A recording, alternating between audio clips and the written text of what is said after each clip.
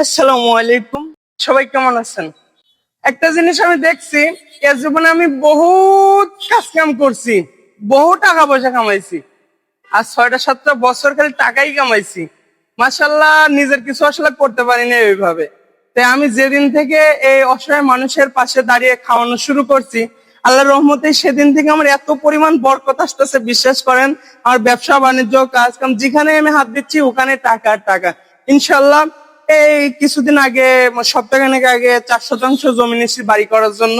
ইনশাল্লাহ এই বর্ষার পানি নেমে গেলে বাড়ির কাজ হবো। আর সবাই আমার জন্য দোয়া করবেন।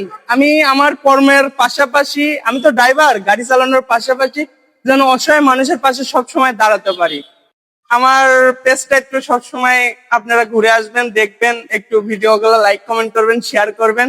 আর আমি যেন সবসময় অসহায় মানুষের পাশে দাঁড়াতে পারি, এজন্য আমি যেন সুস্থ সবল থাকি, আমার জন্য দোয়া করবেন। আসসালামু আলাইকুম।